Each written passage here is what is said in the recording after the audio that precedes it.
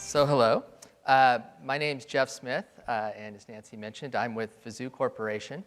And in a minute, Aaron is going to get up and talk to you about something near and dear to our own heart, which is using metrics that matter to get the most out of your digital branding investment. And just kind of to set up that presentation, I thought I might take a few minutes to share some statistics from a recent industry study that my company actually conducted, which kind of makes this point really nicely.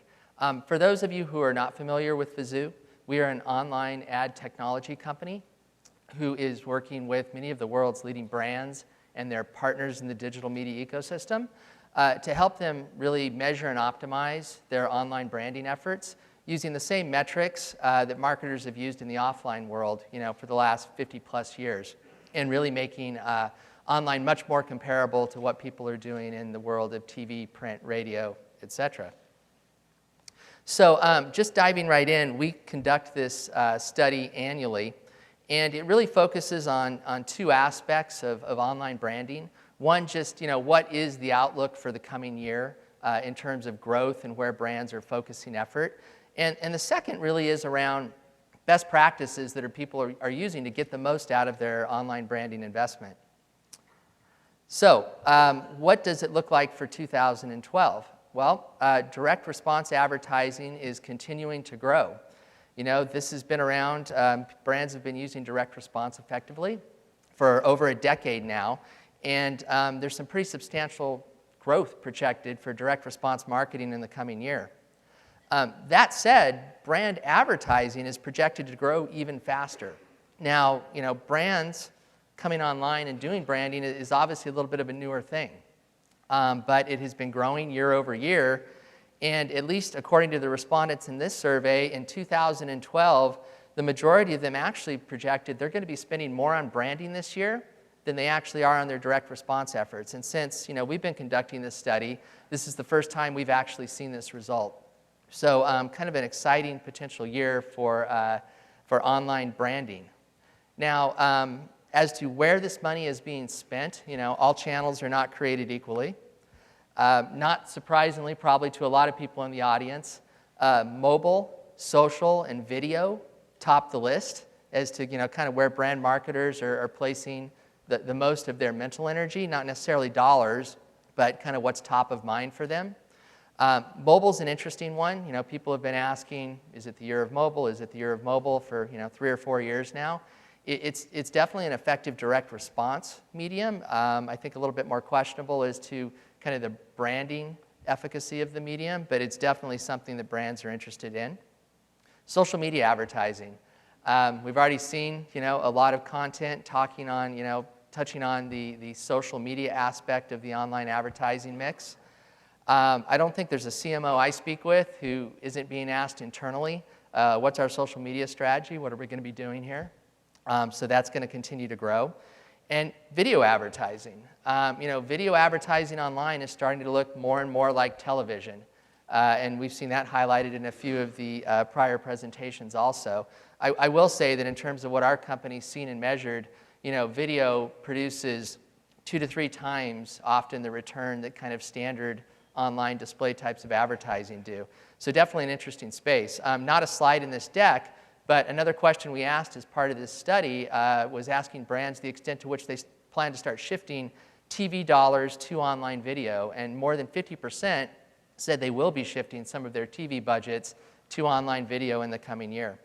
So positive outlook for 2012, but we also asked brands, what would make this even better if you could reshape the online medium based on kind of what you're looking for. And their response is, very, very similar here. Better understanding of my return on investment. Better understanding of whether or not, my desired result was achieved. And kind of in line with those two, the ability to use the same metrics I do in the offline world to measure kind of my online efforts, which touches on what I kind of often refer to as the online metrics morass. As many of you know, there are dozens, if not hundreds, of metrics and statistics that can be used to measure the effectiveness of an online branding campaign or a direct response campaign.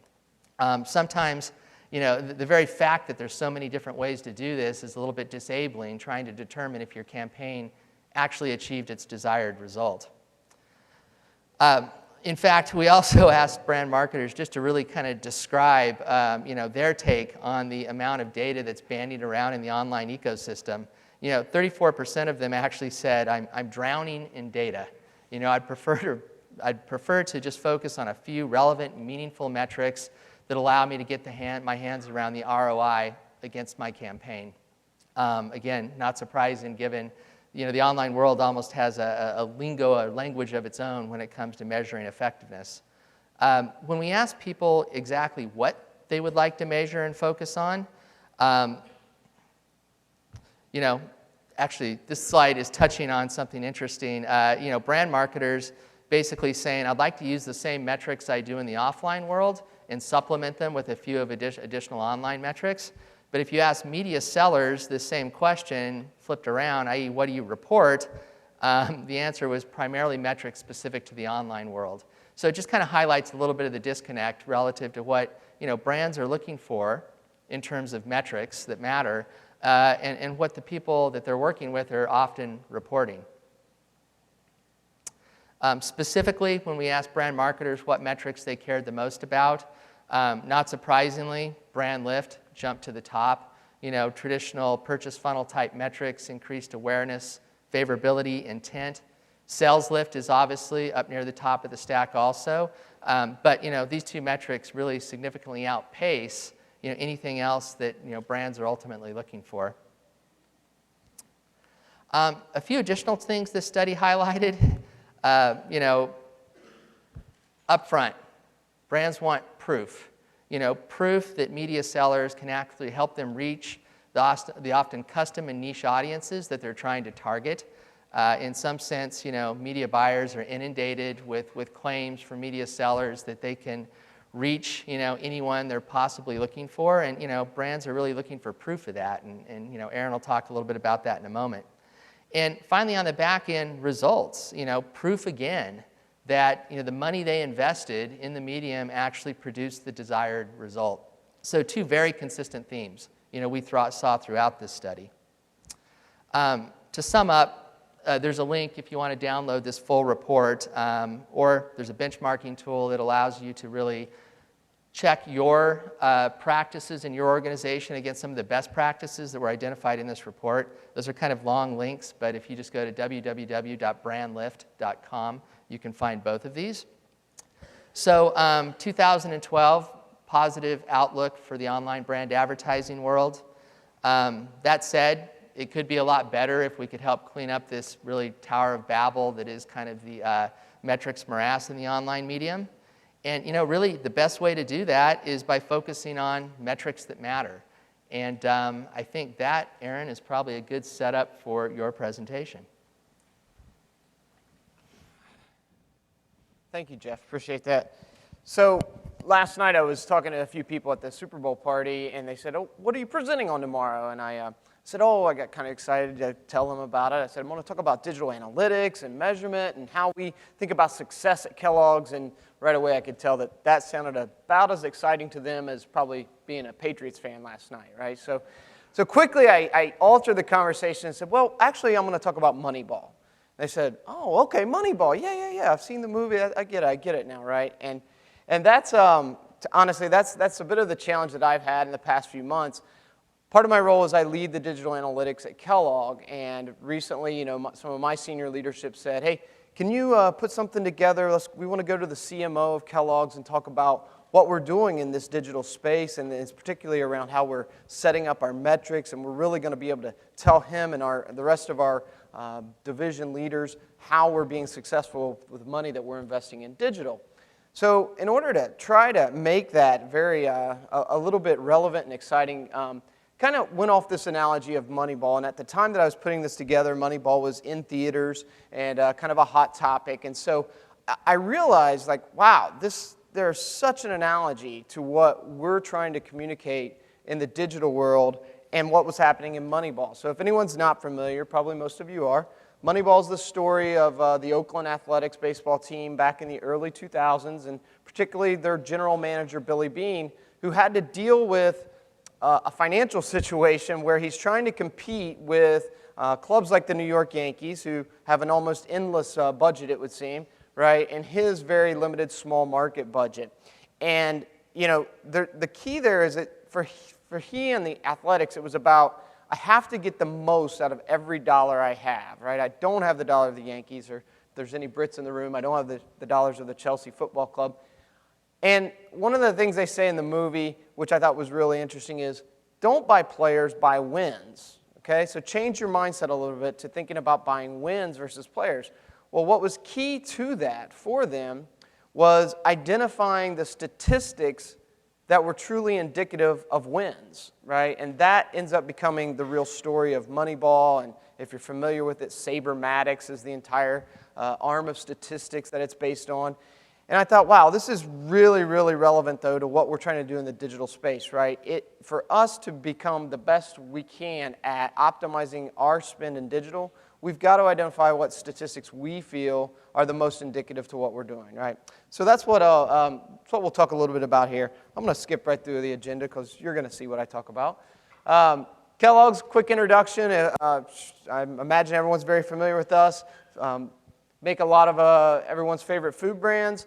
So just the point here is we're not just a cereal company. We have brands across snacks and frozen foods as well. And you know, at Kellogg, digital really does have a lot of momentum. So I think we've heard a lot of discussion already this morning. Brands are diving deeper into the digital space. You're seeing more dollars go there, right? So a few points here is we know it's attracting more of our consumers' media time, and we're convincing our brand managers of that slowly but surely.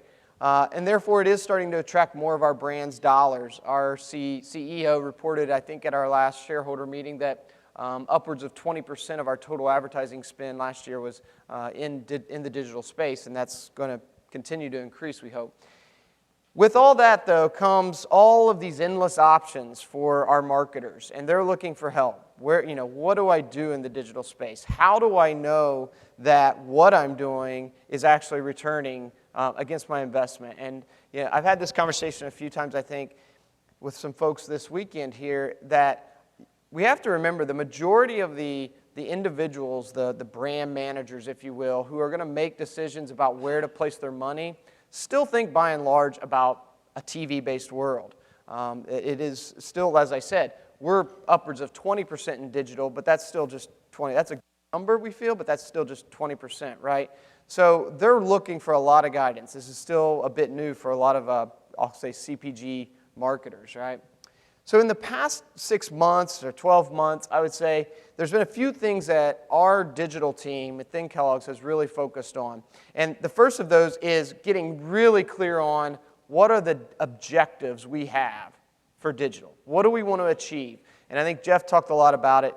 Much of it is brand building. We want to use digital at this point in time to build our brands the way that we use other mediums, right? Now, once you understand what your objective is, that's what has allowed us to then say, okay, well, what are those key performance indicators or the metrics that matter that we feel like really are indicative of progress towards those objectives, right? And then along with setting those KPIs, then we've gone out and kind of established our measurement framework and the principles for how we're going to track those KPIs and communicated that broadly to the organization. So with that in mind, the framework that we have essentially landed on for the time being that I call a model for media effectiveness, and we've applied it initially to online media, right? It doesn't mean it has to be constricted to just online media, but essentially it's pretty simple. There's 3 buckets. The first is pre-market quality, where I'm simply trying to answer, does my creative have a right to succeed? I think Aaron talked about it with Anheuser-Busch. They're obviously doing more of the creative pre-testing. It's the same thing here, right? Looking at, are we driving branded recognition? Are we convincing consumers to choose our brand next? Then the next 2 buckets are really more in-market metrics, if you will. And the first is audience delivery. And did we efficiently reach our target? So this is something that, and we'll go through some examples of real data here that was just, frankly, very surprising to us once we actually started to look at real numbers. When we said, well, what percentage of our impressions, if we buy 100 million impressions targeted at, say, women 25 to 54, what percentage of those actually go to women 25 to 54? Be some surprising results we'll see. Frequency exposure obviously goes right along with that, so your typical kind of GRP type numbers there. And then more recently, we've even added percent impressions in view. And again, this was something that until recently, never even thought much about it, gave it a second thought, right? How many of those 100 million impressions ever actually show up on screen? And how can I get smart about optimizing the placements and the techniques or the capabilities that are putting them on screen, right? All of that we want to look at in respect to what we're paying. And this is back to the Moneyball idea of utilizing your dollars to their best effect. Really looking at all that in respect to what I pay. And then ideally, across all campaigns, we're looking at this idea of in-market effectiveness. Are we moving the needle? Did we improve brand awareness, purchase interest, message association? You've heard other people talk about it. Obviously, as a brand marketer, that's what we're trying to achieve here because we know that then correlates to shift in market share. All right, so what have we learned? You can see the quote there, "Oh my gosh, you're the best ever. Just totally reworked my plan. Thank you so much."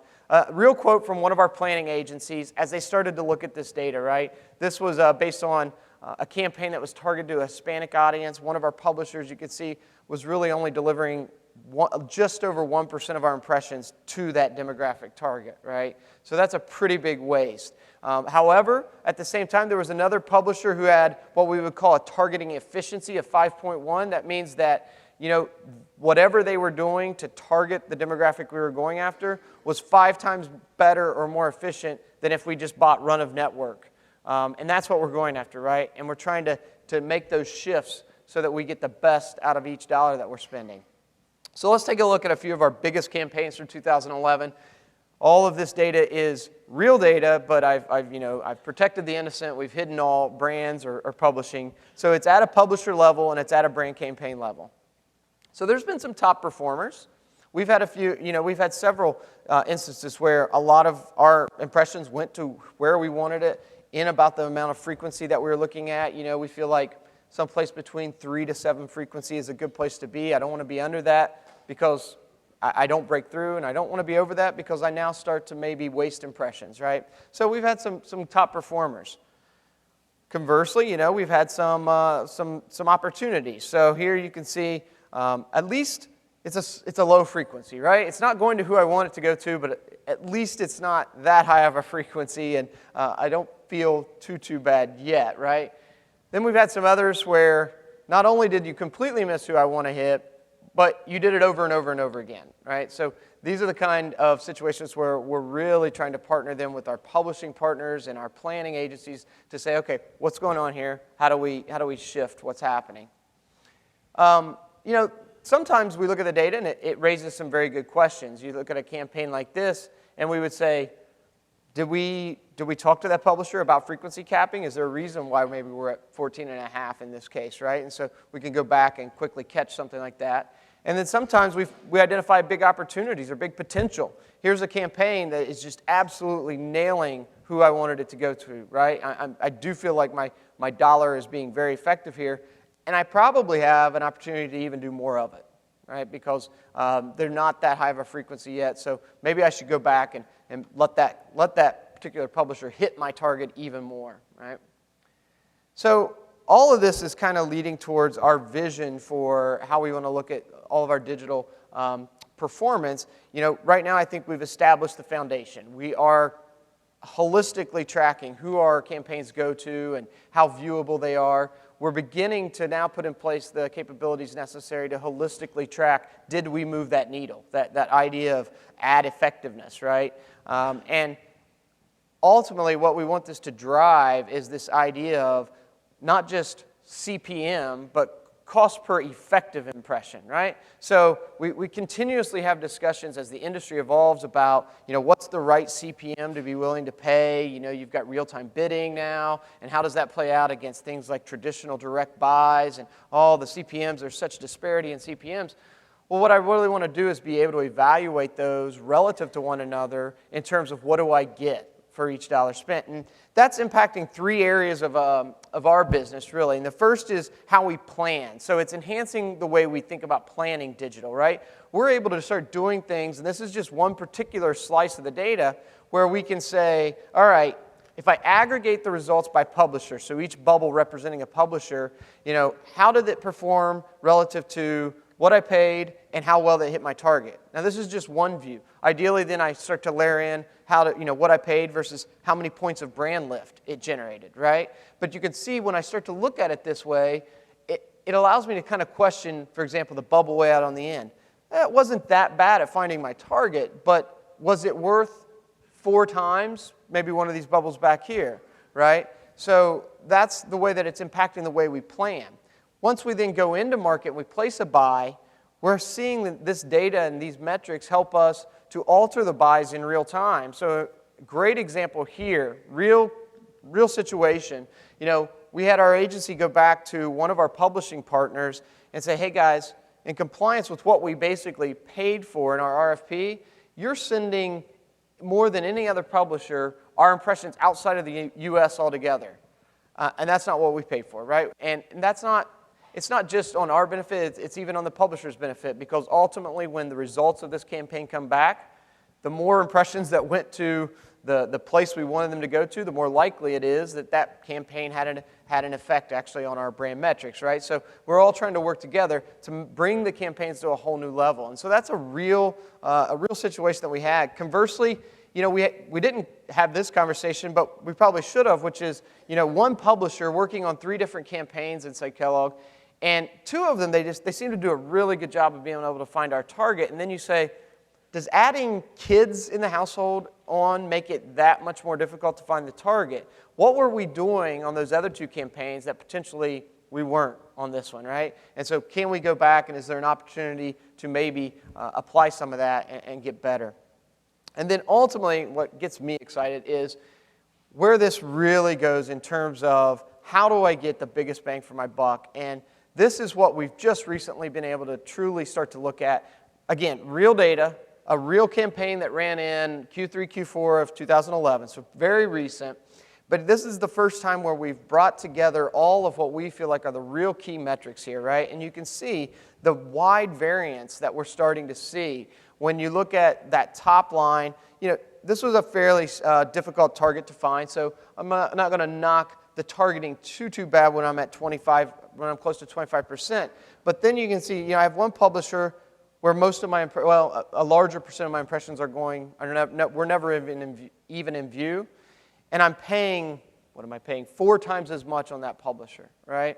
And so, it raises 2 questions. One is, maybe I completely alter my plan altogether and I actually shift the dollars as I show here. Maybe I go back and I work with that publisher and say, okay, guys, what can we do differently? And let's actually now dig in at the placement level and start to understand, are there particular placements that are driving that viewability number? And can we make the adjustments to really improve our results, right? And that's what we want to do, is we ultimately we want to work together across the industry to try to bring these results up. Because, the implications I've always said for media partners is, you guys know, most big CPG marketers and other marketers as well rely heavily on market mix models. And the market mix model is going to tell you what the ultimate ROI of a campaign was or particular advertising. But it's only going to be as good as the data that goes into it, right? And so it's very clear as you start to look at this data and you see that, my goodness, in some cases we have big opportunities to be more effective at finding our target and making it viewable. My market mix results are going to be better in those campaigns where I've hit my target and I've had viewable impressions and I've had brand lift, right? So my job inside of Kellogg's is to get more money in the digital space, obviously, and so I want to help the industry as well, right, to say, how can we get more dollars? Well, the way for me to get more dollars is to show more effect, essentially, in what we're doing. And so, to me, that's why I think it's a great partnership for us to start to create across advertisers, planners, agencies, and publishers, right? From a measurement provider standpoint, I can never say enough about research quality. Obviously, a lot of what I've just talked about is dependent upon the quality of the research that goes in it. So, and with that said, like my final thought here is like a bit of a confession.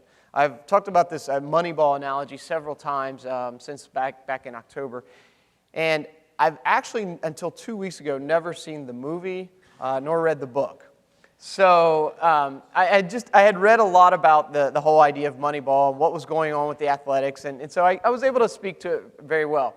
But about 2 weeks ago, I actually did watch the movie, and I was really glad I watched the movie because there was a new insight that came to me as I was watching it. There's a point in the movie, late in the movie, when Brad Pitt, he plays the role of Billy being the general manager, and he says, if the Yankees go and they win the World Series, they're going to be wearing their ring and drinking champagne, and, great for them. But if we win the World Series here in Oakland, we will not have just won the World Series. We will have changed the game of baseball completely. And I'm like, wow, that's big, right? Like, that's huge. And that was really, really big to me as I thought about this, which is, I don't want to just win. I don't want to just get better. I want to take this idea of how do we really change the game of getting advertisers to understand, the best mix of their advertising spend, right? And so my ultimate goal would be, as I wrap up here, you take everything we've talked about in Super Bowl spend, right? Well, let me evaluate how effective is it to spend that Super Bowl dollar versus what I could do online, versus what I could do in print, et cetera, right? So that's what I hope that we can kind of partner with a lot of you guys out here today to start to do. So I know I'm over a minute, but...